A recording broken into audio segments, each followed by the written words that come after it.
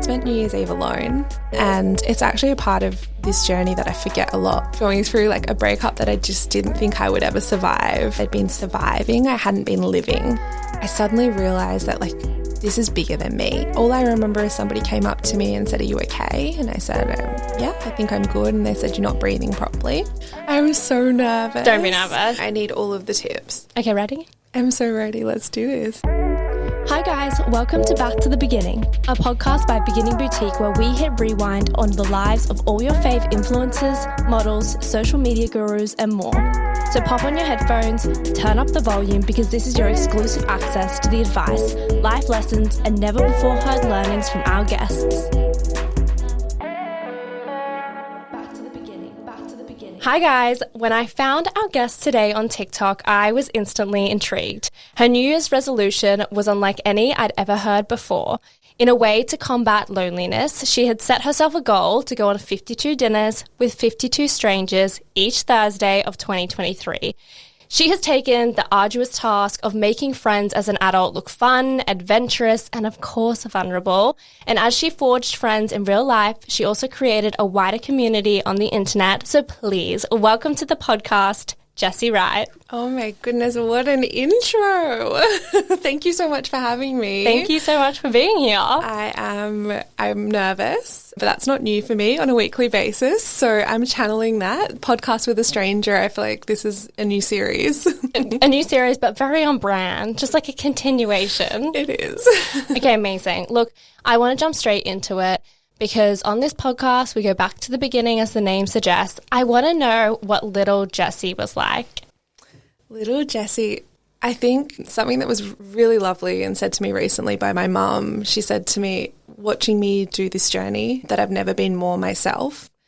And she said, you've just never been more Jessie than you are right now. And I think that's probably the best way to describe little me too. I think when you're young, you're full of confidence, and hopefully when you're in a loving and safe environment, which is such a privilege, but to be able to be yourself. And it was so me. I was ambitious, driven, wanting to change the world always. I think it was one of the first things I would ask people when I was younger. So I said, well, what are you going to do? You know, what do you want to change in the world? What's going to be your mark? And I thought that was a really normal way of thinking. But no, I think she was really confident. And I think that definitely changed over the years. I think as you grow up, it changes. Your friendship groups impact that, the environment that you're in. But yeah, ambitious, driven, maybe a little excitable, as I am still now. I love that.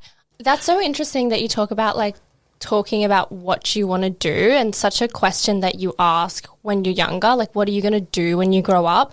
And I've always interpreted it, and I think kids always interpret it as, what job are you going to do? That's what we talk about when we talk about what we're going to do when we grow up. But it's so interesting because there's so many other things you do when you grow up, and it's so interesting to think that little Jessie would never have known she was going to go viral on the internet for making friends with like 52 strangers. Like, isn't that so like when you think about that now, like imagine talking to 6-year-old you being like, one day you're going to go on this app that used to be a dancing app, but it isn't anymore. And you're going to post like videos of you crying. Like, that's so crazy, don't you think? I think it is. I used to love, this is definitely showing my age, but we had this really old like tape recorder of like the actual, I don't even know what they're called, like cassette tapes or something. Oh, yeah. And I grew up in a small country town, so there wasn't a lot to do. And my sister and I would record ourselves speaking to ourselves in the future. We were like just hyper focused, I think now, about like what future us would be. I always wanted to grow up, and I always wanted to be like, I couldn't wait to wear high heels in a day job. Like, I didn't even know what that was going to be, but that was going to be part of my personality. It's not, I'm in sneakers, but I think we used to record ourselves and we'd send messages to ourselves. And there's this one I listened to not long ago where I'm sort of saying, Jessie, this is you and you're going to be listening to this. And I'm saying to myself, you're going to be listening to this thinking you're so, lame, or you're going to be embarrassed, but you weren't. You were cool. Oh my gosh. And you were this and you were that. And it's me anticipating how future me would feel about me back then. That is so interesting but confusing. Yeah, right. And I think I've just always been future focused. Like I've been so focused on what I would be like or what the world would be like, but I couldn't have imagined. I mean, Instagram didn't exist until X amount of years ago anyway, let alone TikTok. Yeah. So, yeah, little me wouldn't believe it, I don't think. Yeah, amazing. And you mentioned before about your friendships. Can you talk me through what your friendships were like when you were younger and how they sort of morphed and changed as you grew up? Absolutely. I think it's really natural. Now I look back and think it's really natural for your friendships to evolve as you do. I mean, that makes sense. I've changed a lot over the years and your friends should. And I've always loved surrounding by myself with people who really challenge how I think or have different views to me. I've never been the sort of person that likes to just be around people that think the same, do the same. We all have to hate that person or not like that band or eat this food. That was never for me. And I love being around people who challenge my way of thinking in a really healthy way. I grew up in a really small town, so small town things. Everybody knows everybody. You get really good when you go down the street. You smile at everyone because it's someone's grandma or someone's mum or someone knows your mum.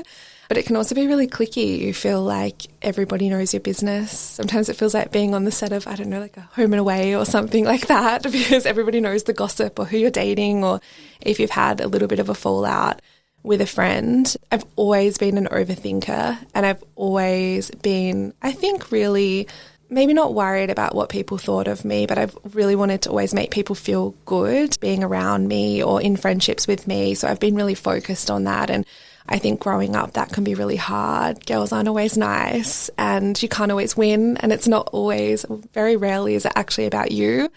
So I definitely had all the same trials and troubles that everybody else did growing up. Girl groups and fallouts and best friends. 100%. It's a tale as old as time. Yeah. I think a lot of listeners can probably relate. Yeah. Now, in terms of what you do now, in terms of what you did when you grew up, you talked before about how Instagram and TikTok wasn't even around when you were younger. How did you get into the social space? Yeah, absolutely.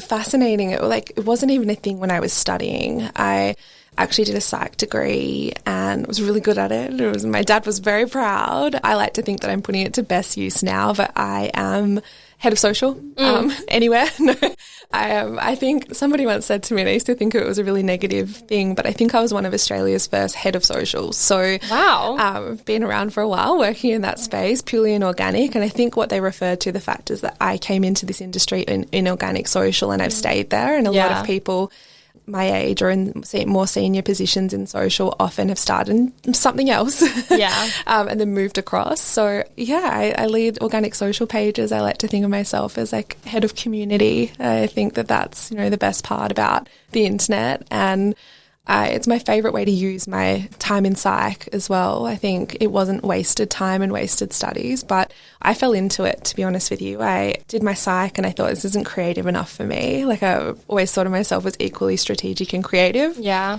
And there was no way you were going to catch me in a lab counting numbers. It just wasn't going to happen. I'd be wearing something super chic, but it wasn't going to happen. And I really loved how marketing fit into the psychology of people and how do we sort of, sounds cold, but manipulate them into doing what we need them to do for an outcome as a business. So I swapped to a marketing degree. My dad was devastated. And then just to devastate the family even more, I went for a job actually in media buying. And the lady said to me, I had a small Instagram following back then. Instagram had only been around for a few years. And she said, I think you've got more followers on Instagram than like our social team or some of our brands. And I was like, yeah, it's fun.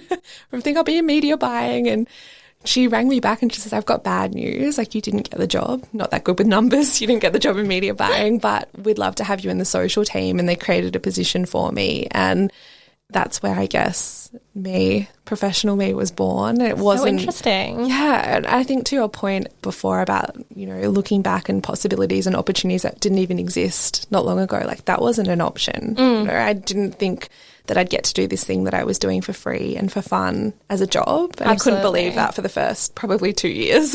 Yeah, I never knew that this kind of job existed in this capacity. Yeah. Had I have known that I probably wouldn't have done my journalism degree. Yeah. I think I would have probably just gone straight into this because originally I wanted to go into some kind of pop culture journalism. but there's obviously very minimal jobs in that. Yes. And I wanted to like some way to be like, I just want to talk about like celebrities and like gossip. Like, can someone get me a job in that? And they're like, no, you're going to have to write about politics. I was like, oh, the worst kind of gossip. Right?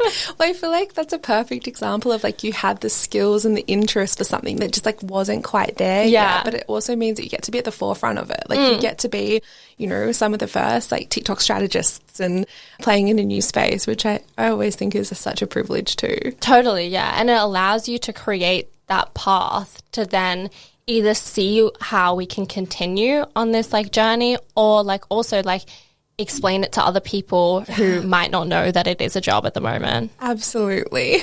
Love that. Okay. At the start of 2023, you made a New Year's resolution. I did. You wanted to have dinner with a stranger every Thursday, every single week. What, like, I've heard of people wanting to run, like, marathons, and that seems easier, and I'm not a runner. What led you to make this decision? Oh, it's been such a journey, and it's really funny because I think people know it now as the content series that it is, but it's so personal to me. Like, it is my real New Year's resolution. Look, it started with a breakup, but if we skip a little bit past that, I'd been through a big breakup and I was about a year and a half out of it, and we're coming into a new year, and I feel like at the start of the year I'd always had this like zest for life. As a social media manager, you would get this. I finally had some time off. I get to like take a little bit of time off the tools over Christmas break and coming into the new year, and I just didn't have that feeling this year. I just had this real flat feeling, and I think what it had come down to is I moved to Melbourne for love. I followed a boy and we obviously broke up, and I'd loved Melbourne. I'd always wanted to be there, but I'd been surviving. I hadn't been living. I didn't have that support network there. I didn't have my people there. I went through the lockdown there and was on my own for the whole second lockdown, which, if you weren't in Melbourne, was one of the strictest lockdowns in the world. So that is tough to be by yourself. Me and my cat in the house, going through like a breakup that I just didn't think I would ever survive if it had happened, and it did, and without a support network. And I'd lived that, and I'd come into the new year and I thought, right, this is my year, let's make it happen. But I'd spent New Year's Eve alone, and it's actually a part of this journey that I forget a lot when I'm telling people about it, but it was my second New Year's alone, and the first one I'd been like, let's write it off, you've been through a breakup, it's okay, next year you'll be good. And I spent it alone, and I had people that I actually thought, I felt like I'd messed up. Like I felt like I had opportunities to maybe organise something, because I had acquaintances and people that I would regard as friends, but I clearly wasn't in enough that I had plans. And that all contributed to how I was feeling. I listened to one Jay Shetty podcast, so I cannot claim to be his biggest fan, but I listened to one. And when I tell you it was life-changing, I was like driving home from work. I've got like an hour commute, and I was like, I need a podcast. I need something, breathe some life back into me. I was listening to Jay Shetty, you know, I need something. And I was like, I don't know where to start. And he had this one called like New Year's resolutions. I was like, great, start of the year. Let's start at the start. Let's do this. So I'm driving, and he's like, something crazy, like 90-something% of people make New Year's resolutions. But then he talks about the fact that like 80% of people don't see it through. And I'm the marketer in me. He's like, this is amazing. So many people commit to something like so universally, but so fascinating that they don't see it through when he breaks down the steps to make it happen. So he's like, you know, if you would love to be healthy, commit to something weekly. So you've got a weekly way of building towards your bigger goal. So he's like, think of your New Year's resolution. And I'm driving thinking like, oh, I've just spent New Year's alone. Like, I'd love friends, like a better support network, people that I really gel with. Driving along. Yep, done. And he's like, now, what are you going to do weekly towards that? And I was like, I'd see one every week. I don't know. That would probably be a good build for me. And I threw out there verbally to myself in the car, as you do, talking to yourself. I'm thinking to myself, like, maybe I could do something every week to make a new friend or be around friends. And so it was like a really fleeting idea. And to be honest, I didn't do anything about it for the rest of January. And I was doing a Q&A on Instagram, and somebody said to me, have you come up with a New Year's resolution yet? And I was like, I have, but I haven't done it. It's February. And I was thinking of making new friends. Making new friends as an adult's really hard. I'm really lonely, ha ha ha, like throw it off with some humor. if you'd like to have dinner with me this year on a Thursday, haha, let me know. Yeah. Really like obviously disguising it with a bit of humor and a bit of like make it sound easy breezy, like I didn't really care. And I shared that and I had 104 people come back. That's that first crazy. night. So at that time, how many followers did you have on Instagram? Instagram, 18,000. And were you posting on TikTok as well?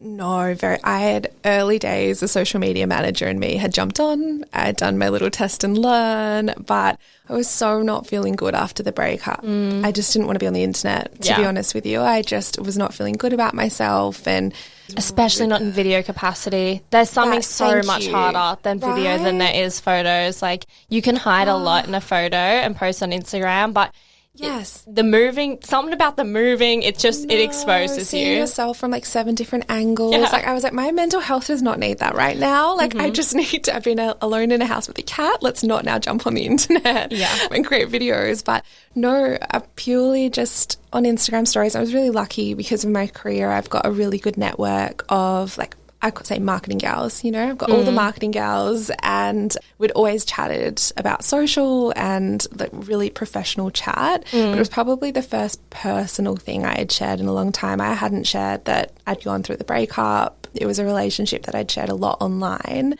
And I'd really hidden that. I just thought, oh, everyone thinks I'm in lockdown. They won't notice he's not here. Oh, you're one of those people that I'm like, tell me what happened. Yeah, the people would love to know. I know there has to be people, because I feel like it was my most popular content as well. I am like one of those people that as soon as like someone goes 3 weeks without posting, I'm like, screenshotting, I'm sending it to people. I'm like, do you think they're broken up? I could feel that. Like, I could genuinely feel it. As someone on the other side, I'm so sorry. No, but also, like, I get it because I'm that person. As a consumer, like, I need to know what happened. It's none of my business, and I've got to know. No, I totally felt that. And I did feel like this was the first moment. Like, I was saying, I'm on my own in this city.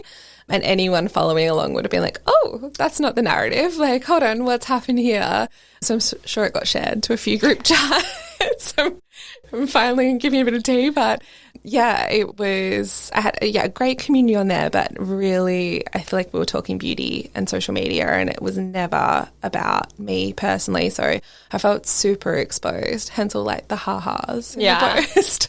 So you posted that in end of January or February? I think Feb by that point. You got 104 responses. Yeah. What made you then take it to TikTok to post that first video when you already had essentially 52 dinners? Well, I had you could 2 add years of dinners. Yeah. That's how I felt. Like, I was like, oh my goodness, I have 2 years of dinners. Like, I was beyond, and it still wasn't the concept that I feel like the internet has created it, has turned it into what it is. Like, that wasn't me. It is, I can't take the credit for that. It is my most accidental content pillar ever. Of course, my most successful. Yeah. But I think to begin with, looking through the people that had responded, like, I felt there were people that I would have killed to have had dinner with those people, to know that they would have dinner with me. And the best part is, to your point, it wasn't a content series. Like, there was no, I'm going to share it. Yeah. There was no, we're going to launch TikTok together, so you'll get your feature. People were genuinely just saying like, hey, I'm so sorry that you feel like this. Count me in. Like, I'd love to be one of those dinners. And I felt really embarrassed to begin with, because I had to go back to them, and I think they all assumed they were probably the only people that responded. Well, I thought it was going to be like that. So I had to say like, let me check my calendar, as I'm thinking like, do I just do like 50 this month? Like, how do I make people feel good? I don't want to let them down now. So I went on the first dinner. So that it was the best experience. And I had a few people follow up and sort of say like, have you done it? How was it? Do you want to have dinner with me? So I shared it and put it on my stories, and I said, you guys are going to laugh, but like, it's the next Thursday. I'm here. And I sort of throwaway line said, this is your sign to make a new friend. We've chatted about this. We've had this in common. We've had the best time. I've done it. So, and it got an amazing response. That was on Instagram stories. And probably a week later, I was like, maybe like this is nice for TikTok. Like, maybe this can be the thing that I'm talking about on TikTok. Maybe I'll document these. It would just be for myself. It will probably have 200 views. And I'll be able to look back at the end of the year and be like, oh, made all these friends and here's some cute videos about it. So, but no, TikTok had other things planned. Yeah, definitely. Like a lot of other things planned. And when you went on that first dinner, talk to me about how you were feeling beforehand. Oh my goodness, I was so nervous because I probably don't have the words to describe how much of a like unplanned sort of happy accident it's all been. And the first message, her name's Larissa and she's from Sydney. And she had responded and she said, I've followed you for years. I also work in marketing. I happen to be in Melbourne next week. So if you want to do it, like, let's go. I'm on. And it's so funny. I need to find the conversation between me and her because I've gone back then and been like, okay, like, let's do this because I thought that's like the best place to start. She can't do another week. So it has to be next week. Let's go. And she came back and I think she said something along the lines of like, are you sure? Like, I didn't think you'd respond. Like, should we actually do this? And I was like, no, we're going to do this. It will be fun. And even at that point, I was like, it'll be a once off. Like, I'll just do this. It'll be a funny thing I did. So nice to meet someone new. It was not until I was sitting in my car before going in and I was like, we don't know what each other looks like. Yeah, that is the scariest part. How am I going to find her? Like, we might not even recognise each other when we see each other. Her profile was on private. I couldn't see anything other than a tiny display picture. And I'd been avoiding dating like the plague. I just hadn't wanted to go near it. And I was like, this is worse than dating. Yeah. And the thing that really occurred to me was like, if you go on a date and it doesn't work out, like, I think you assume like it's a 50-50 chance, probably even like less, that your date's actually going to work out. Right. And it's fine. You're like mentally prepared that they might not want to see you again. Whereas like friends, like if Larissa didn't want to see me again, if she didn't want to be my friend from this, like that's a smart woman and I would be offended. Well, I mean, I think the thing is also when you go on a date and you don't like them romantically, the go-to line is let's just be friends. If you're going on a friend date and you don't like them, the next line is let's just not. Like, I'm so glad I didn't talk to you before that first date because the anxiety that's even given me, it's it. So you've nailed it. Do you know what I mean? Like, there's no other, like, there's no other talking of character than just being like, I don't ever want to be around you again. Right? And I really realised I think I give a lot more credit to women than men. I just saw her or imagined her as a much more like thinking smart. Yeah. Like there was like a little bit of credibility in her judgment of me, whereas I felt like if it was a guy being like, I don't want to see you again, I'd be like, whatever. Small thoughts. Like, yeah, exactly. Yeah. I feel like, women are much more considered. Yeah. Therefore, if you're declined by a woman, it hurts more. Like, it definitely hurts more.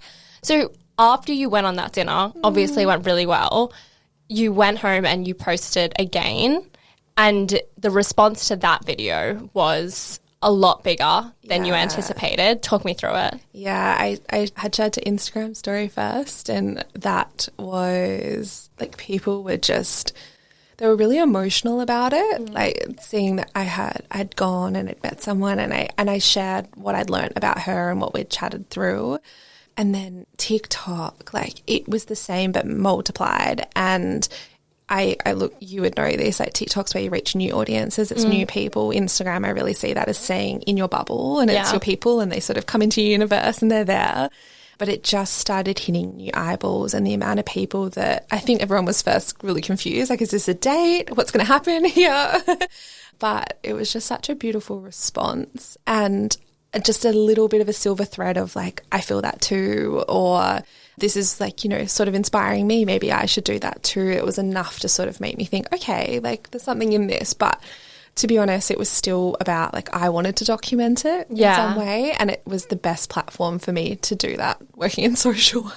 Most people journal, but I was like, we'll make a TikTok. Yeah, 100%. And I think there's something so poignant about like when you were so vulnerable and you were crying. And when I saw that video, I was like, I can't, like you just started with crying. And I was like, I can't tell if it's gone horribly or like if it's gone really well or if she's sad because she's still lonely or if she's happy because there's so many messages. I was like, I'm so confused, but like I get it. I feel like it's a milestone to cry on the internet. Like, I felt like I'd checked a box by that point, and I had actually recorded that.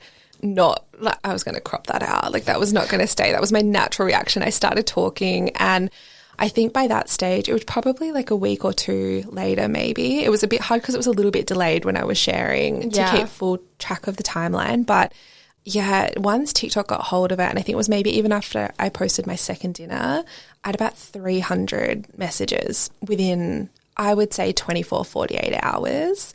And they were coming through Instagram DMs, they were coming through TikTok, and it was just offers to have dinner, like from all over the world as well. Because Crazy. I hadn't really put like a location, I hadn't been like in Melbourne, I'm looking to do this. And it was so overwhelming. And I remember sitting down because I felt I couldn't get back to everyone. And I felt really guilty that I couldn't respond. And I was like, I need to put something out to just say, I've got your messages. I'm going to come back to you. I'm obviously really overwhelmed with the response, because when someone messages you, they have no idea that they're part of a volume. Exactly. Like that. Right. And I didn't want anyone to think I've just read it and Like looked at their profile and be like, not for me. not a dinner. But I started recording and I burst into tears when I pulled myself together, I recorded it, and then I watched it and I was like, no, that's the real bit. Like that's how I really feel about this, and we're going to put it on the internet. 100%. Now Ivy's watched it. So and now I'm I've seen it. And I guess now, obviously, your messages are probably like literally in the thousands, I can imagine. Like you would have so many backed up. Yeah. How do you choose now moving forward? Yeah, we lost count after 6,000. That's insane. Yeah. I think it's funny though, because like I'd put them into like 2 or 3 different cohorts. There's the people that obviously, and I always assume it's from a good place, go, oh, I love this, done, I'm DMing her. But I've had DMs that are like, hey, I'm in the city, I know it's Thursday, so I'll be your dinner date, I'll hang around. And I've caught them because I sit in requests and I'm like, oh, I'm so sorry, I have a dinner date. Like, thank you. And, oh, not a problem. Usually I'm in Chicago, but I'm in New York today, so I thought I'd message. I've seen there, sorry, what? I'm in Melbourne. Like we cannot. And sometimes I'm so surprised by like the lack of research. Yeah. Or just context clues. It's just like, I'm like, oh. Do I sound American? Do not hang around. I'm going to be a while. No, but super overwhelming, but in like such a lovely way. But there's a bit of method to the madness. I think I've spent a lot of time online over the last X amount of years, and I think I'm pretty good at reading someone's social profile quickly. I don't like to know a lot about someone before the dinners, but I have to do a safety check. Like I have to be able to. We've got rules in place now. They have to be on public. And I look for, sounds really cliche, I just look for a good person, and I feel like you can feel that through someone's content, and not in the typical ways, like they're not like fundraising or like holding puppies or anything like that, but you can feel someone's energy. And I get a lot from their messages. Like some of the messages, iconically, Sim, who I think she was maybe 5, and her message, and I'd actually like was pretty well booked. I definitely had more invitations than I had spots, and it was something just like, hey, we're going to be best friends, I know it, so you let me know when you're free and I'll be there. I love that. And it was just like the right energy for me that day. I opened it and I was like, yeah, we are. Like I don't need to see anything else. So, but no, my mum's made me promise they have to be on public now. Yes, definitely. I think that makes a lot of sense. I feel like a question that I and everyone wants to know is, do you genuinely feel the friendship connection with every single person you've gone on a date with? How is that possible? Have you just like, do you think it's because you have the ability to vet? I put it down to volume. Like, right. I think if I just had 52 offers, I don't think I would have found necessarily my people. Majority of the first, I'm halfway now, so I'm officially halfway, I think, as of last week. And I think majority of the offers I stayed within also those people who messaged first, before it was a content series, before it was shared, it wasn't a TikTok. They were genuinely from the goodness in their heart just saying like, I will have dinner with you. And I think I found a lot of gold there. Yeah. Because I had the right intentions. But no, I have. And it is absolutely the number one question I get. Like I go into clothing stores and it's like the sales assistant's like, serious? Hey, like, do you actually like them all? But I do. And I think it's volume. I've got such a volume to pick from, but maybe as well, I'm at a point where I know who I am and I know what I care about and I know what's important to me. And maybe at this point, I'm able to identify that in other people too. Yeah. But we connect in different ways. Like every connection's different. Every week I've totally had moments where I've rung my mum and been like, I don't think I can do this anymore. I've met my people. Yeah. Quite often before a dinner date, I will not have a bad vibe, but I'll be like, I think it's going to be a flop.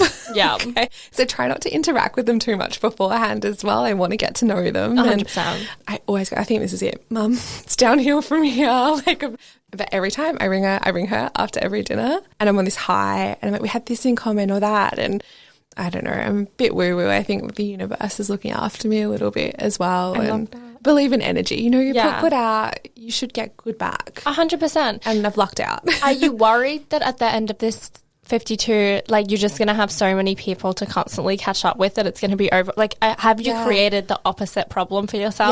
Yeah. I feel so guilty about it.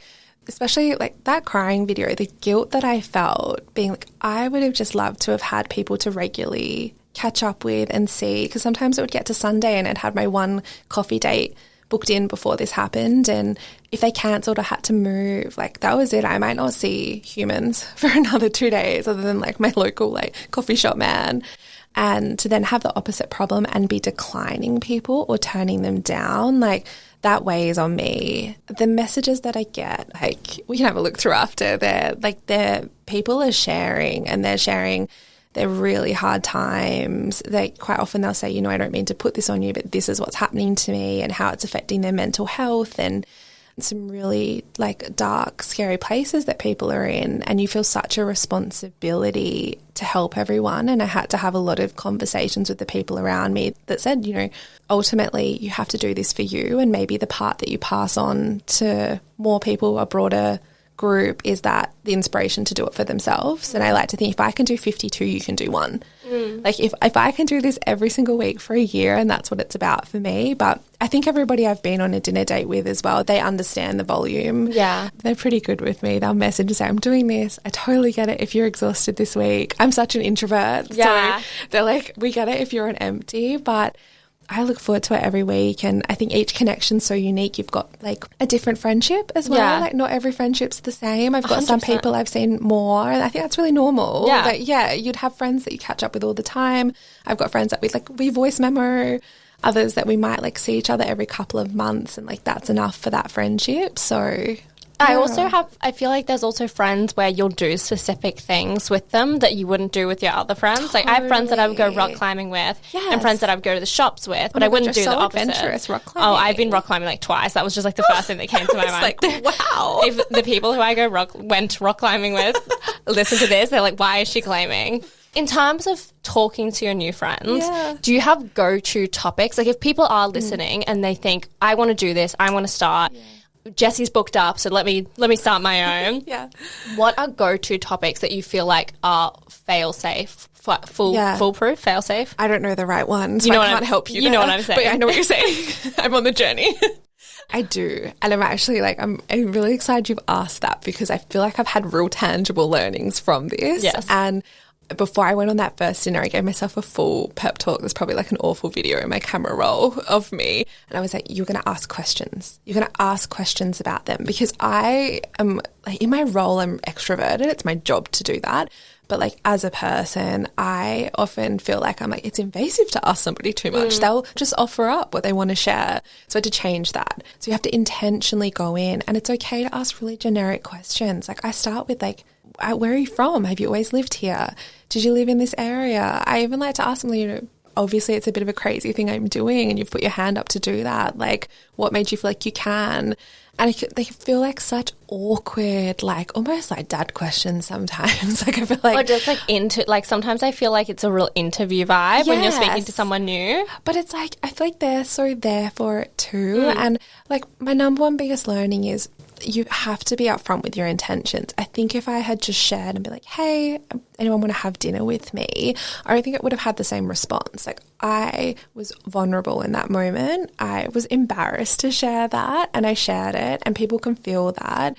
But it's really clear I'm looking to make new friends. And as a result, people are sort of coming to the table. They're like stepping up to that, and they understand how to meet my needs there, if that makes sense. And I think that's something I didn't do well enough beforehand. I just sat in it and enjoyed the coffees that came up, but I think people didn't realize how I was feeling. So one, if you can do that up front, like slide in someone's DM, tell them you like their outfit, that they're a vibe, you like their content.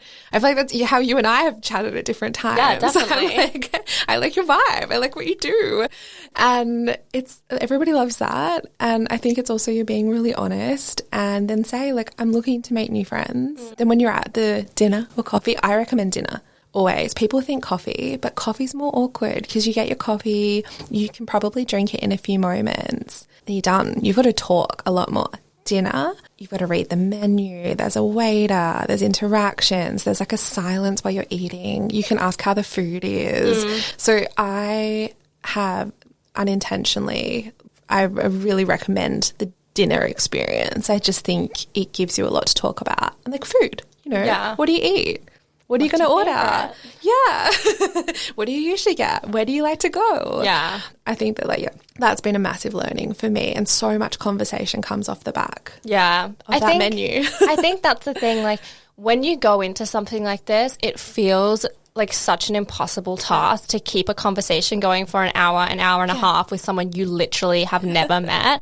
But I always say, like, you know, things come off the back of other things. Like, it's not just like they answer one question and then that's it, full stop, dead end. Unless they do answer it like that, and then you don't want to be their friend anyway. If like they're not asking questions back, it's not going to flow. That's not the vibe at all. No, and I think that's where if you're really upfront about what you're trying to do, people sort of come in the mindset ready to participate in that way. Are there? Yeah, I agree fully. I went through not like, I guess kind of a similar experience. I grew up on the Gold Coast. I moved out of home when I was 17 to live in Brisbane. Yeah. It's only an hour and a half, but when you're working and living in a different city, it feels like worlds away. All of my school friends stayed on the Gold Coast and for the most part, went to uni there.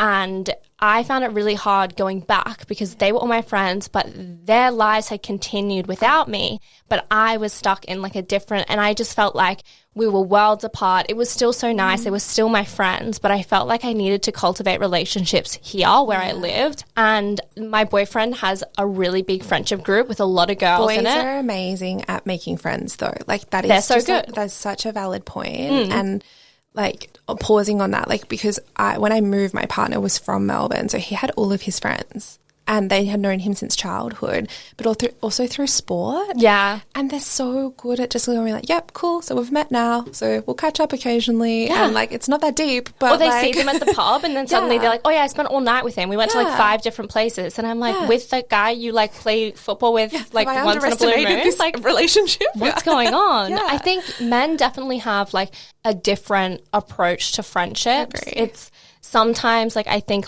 like more surface level, which allows them to have more of it. Yeah, but it's not as like the connections aren't always as deep. Yeah, you've got different connections that change over time, and your old friends still have a place. Absolutely. Like, don't get me wrong, I have beautiful friendships in my life, but I didn't have the right ones to fill this gap that I had. I was going to ask you about that. Was there any kind of like not backlash, but like, did you consider that like your friends might see that and be like, I'm your friend? Yeah. No, I did.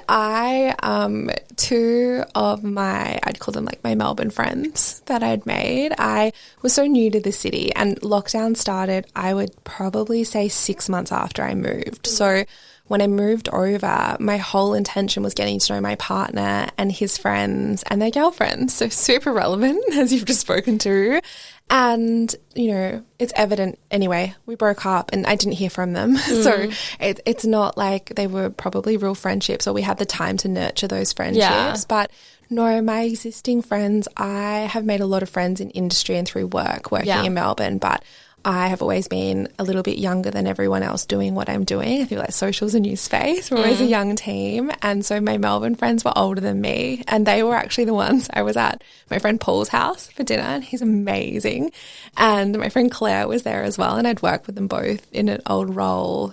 And they sort of looked at me, I think I was joking about finding a husband. I was like, do you guys think I'm going to find a husband? Should I not worry about it? You know, Sunday thoughts spiraling.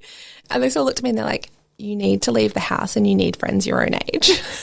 And I had this moment, I'm in my pajamas on like Paul's lounge. Like, what do you mean? I can't stay here?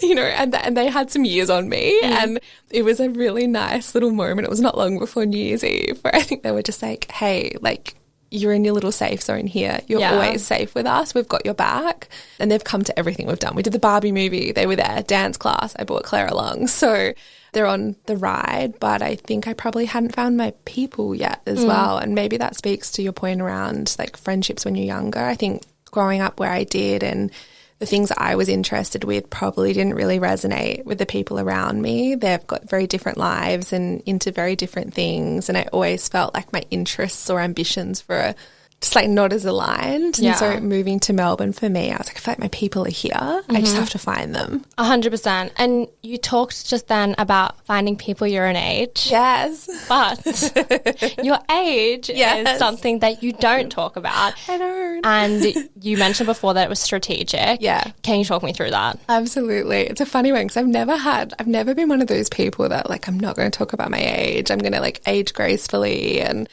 I love skincare, so really into that. I found though through this process, like it just resonated with such a broad age group. Like I have like women in their 60s. I had a phone call from somebody who was in their probably 90s, if I think about late 80s, late 90s, who had seen it through somebody had showed them, and like an old sort of like family friend, and like hearing from them like that it was resonating with them. Like, I love what you're doing. I wish there was something like that for people my age. And then my DMs, I've got people as young as 15, 14, 15 in my DMs talking to me about what they're experiencing at school and with their friendship groups. I suddenly realised that like this is bigger than me, and there are people watching this and they're taking something from it. And I really didn't want it to be something where they're like, oh, because of her age, or I'm not the same age as her, I'm not going to do this, or I can't do it, or that's not a me thing. So a few weeks in, when I started to realise that, really made this decision to keep it ageless. I don't want there to be any excuses. Like, there's no excuses. Yeah. It doesn't matter how old you are. You can do this. You can participate. You're in the old folks' home. Yeah. Like loneliness transcends age. Absolutely. There is no, it doesn't matter what stage of life you're in. It's so situational. Yeah. So it's like it could be happening to anyone. Absolutely. And it's like there's nothing worse than feeling lonely and then feeling even more isolated because you're suddenly not relating to like my age or my age group, or like I don't want to add to that in any sense. So we're keeping it ageless. I mean, you can probably track it down. I'm proud of my age, and we'll talk about it eventually. I hope this doesn't now send people on like a wild chase and we see TikToks, people being like, I've worked it out. Like, this is how old she is. Bring it on. I'm old enough I think I was around before Instagram, but I mean, we can do the maths. Yeah, context clues, you guys. I want to talk about something else that you haven't revealed on the internet, because I'm all about pulling information out of people. Yeah. You have an allergy. I do. And it is to alcohol. It is. Big reveal. I have a food allergy, so I really stitch myself up with these dinners because there is, for a long time and still now, nothing that makes me more anxious sometimes than eating out with a food allergy. Especially, and it's really severe, right? Yeah, it's anaphylactic. Yes. Yeah, that is so scary. Yeah, it's a lot. And like drinking's a big social thing. Mm-hmm. So I feel like, look, I don't know if I think it definitely played a part when I was younger. Definitely, because it's how people bond. And I think even moving to Melbourne, people, even now, they slide in my DMs and they're like, you know, I'd love to have a Thursday dinner if you've got room. We'll grab a gin. Yeah. Or like we could go for wines. I just say sure. Like, I'm there for it. But yeah, it is a really interesting one. Yeah. And so have you never drunk? Or no, you would have had to. Yeah. So funny story. So I drank probably heavily. I grew up in the country, in a paddock somewhere, all the way until I was 20. Mm-hmm. And then I changed birth control. So I was on the pill and I went to the doctor, and it's funny. It's so funny back then as well. What's important to you? I'd heard one of the pills was better for clearer skin, but also like body hair, which crazy at the time because I thought the hair on my arms was too dark. Nuts. That wouldn't even bother me now. It's like something I've never considered. Right? But you know, when you're like that age and everything, and I was like hyper-focused on it, and I went and I heard one pill was better than the other for that, and a doctor probably had a 15-minute consult with me and was like, sure, we'll swap you over. No risk, pill, you know, really safe. And 4 weeks later, I was out drinking. I was on uni holidays, back to the country, behind the bar. I had told my mum I wasn't drinking that night, and then had to send a message to be like, could you come and pick us up and drive us to the pub? And I found out the hard way. I had a lot to drink, and all I remember is somebody came up to me and said, are you okay? And I said, yeah, I think I'm good. And they said, you're not breathing properly. I'd had quite a bit to drink, so you're like, that's fine. Happens sometimes. I was like, oh, and they're like, I think you're not okay. And they dragged me over to like probably my high school boyfriend. We're like, here, she's not breathing properly. And rang mum, really drunk. Mum, I'm not breathing properly. Can you pick me up from the pub? And she came down and picked me up, and they pretty quickly realised that, yeah, I wasn't breathing properly. I still to this day don't know how that person could tell. Yeah, that is crazy. Yeah, that's how it started. I think I went home pretty resilient and drank the next weekend, went out, didn't think much of it, and we put it down to it must have been something that I drank. You know, it must have been something really specific. All good. Went out the next weekend and had a drink, and my throat went, like it closed over quick. Phone call back to mum, straight to the hospital. And phone call to your mum. Yeah. Why are you calling 000? I was 20. I was like, Mum. Every time when you're like, and I called my mum. Yeah. I'm like, we need to cut out the middleman. Like, there's a pattern here. I love your mum, but like, she's not going to help you if your throat's closing over. I was like, last phone call. No, hospital. And then, it turned out the birth control, it's so funny because it was so long ago, people, remember the doctors back then said, no, can't be the birth control, super safe, everyone's on it. And like, you look at it now, I see the TikToks where people pull out like not the terms and conditions, what's it called? Like the risk factor. Yeah. Like, and it folds. Like, and your hormones are really closely related to like your allergies. I think that's why they kick in at different points. And it had just triggered this response in me. And it's interesting one. They still don't know if it's like an allergy to that hormone mix, or we thought I was good. We thought it would just take a period of time and it would sort of come out of my system. And I should mention, like, it got worse. Like, it didn't stop at alcohol. It became, like, I couldn't wash my hair without a reaction. I couldn't eat anything. There were so many things I couldn't eat without having a reaction. It was a real bubble boy moment, and I couldn't solve it. And my mum, this is why no medical training, just went, I think we should take her off this pill. It's the only thing she's changed. Yeah. And, like a cycle every month. It got better. Like, the reactions got less and less, and alcohol, unfortunately, is just like the residual. It seemed to have kicked it off in some way. Yeah. And it's sort of here to stay. Did the doctors, like, say that there's any, or have we just stopped with the doctors? I like the advice and that they were giving, it was so out of touch, and I just think it wouldn't happen nowadays. Like, I just had men standing there going, well, we're not sure. So, you know, we might just have to put her on, you know, medication for mental health instead. Or, like, they just didn't have a solve. And I think the men, I don't know, I should really attack men today, but, you know, sometimes people have the ability to go, we'll just put it back on the person. Yeah. So, no, not a full solve. There is a wine that I can drink, but a little bit confusing for people in restaurants. So I steer away. Yeah, totally. I'm a great drunk, though. Yeah. I mean, I feel like you're already so fun. So I'm like, I feel like you would be so fun drunk. I still go out. Yeah. Like, there's been a few times I'll be like leaving the club with everyone, and the people will be like, oh my gosh, take her keys. She can't drive. I'm like, no, I am sober. Yeah. They're like, but you were dancing? And I was like, yes, I was. You can dance sober, believe it or not. Well, talking about men. Yes. You have gone on a lot of dates this year, platonic dates with females. Will you be going on any platonic dates with men? I will be. Really? I will be. I actually have just done one, but I haven't posted it yet. I'm a little bit behind with posting because TikTok didn't like me for a bit and didn't let me post. So, yes, I've just had my first platonic dinner date with a man. Is he also in the marketing industry? He is a content creator. Well, I think he is an amazing, like, interior stylist, like, cool. Such a vibe. And it was actually funny. It's one of those messages where he messaged and just said, like, I still have to meet you. Like, I don't have to be a Thursday dinner. Yeah. I just have to be on the internet. Like, let's go for a wine probably. And I was like, no, like, I'd left myself a gap last week. I just thought maybe it was time to just have a little bit of a break and give myself some space. And I was like, no, this is good energy. I can feel it. So it was great. I can't wait to share it. How does this end? You know, so you're going all the way because you started late. Will you be going till February? Or are you ending it this year? I'm ending it this year. So I would love to do something with everyone, which I'm really excited about. I'm like really passionate about, because I think as I meet each person, I'm like, oh, wow, you get along with this person so well. And some of the girls have started catching up, which is so nice. And I guess there's two parts. Like, wrapping this up, I would love to do something with everybody together. So I'll finish I'm actually planned to finish it last week of November if all goes to plan. So will you still do 52 dates? You're just going to have to start doubling up? Yeah, I've done some group dates. Right, yes, of course. But I started to think about it in a practical sense. I'm like the Thursday of Christmas, like, yeah, who's going to be available?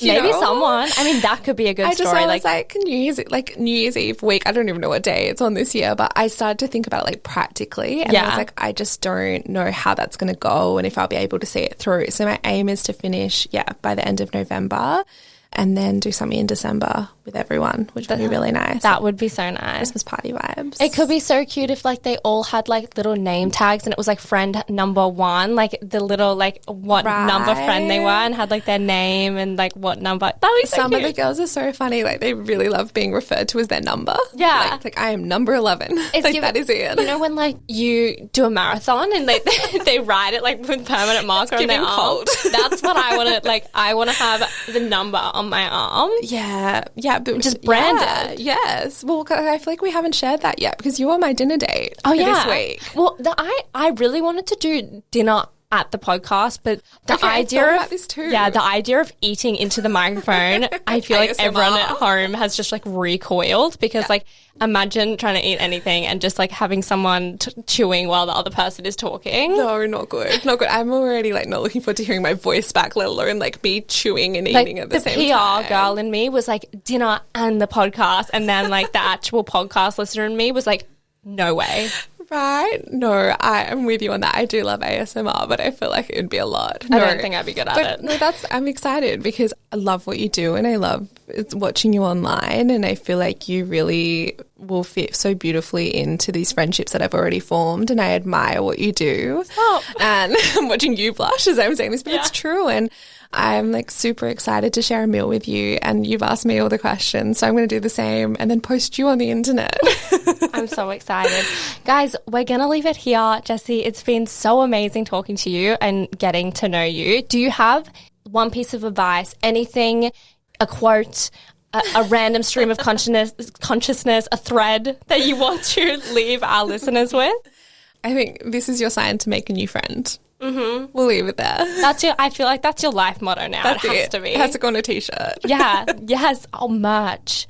You have to do merch. The marketing girl and me did have a moment, but I'm like, we've got 50 more friends to make. You know, I've got 100%. Dinners to have.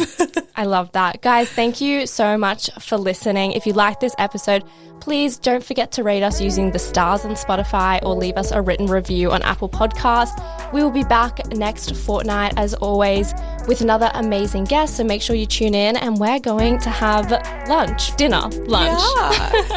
Bye, guys. Thank you.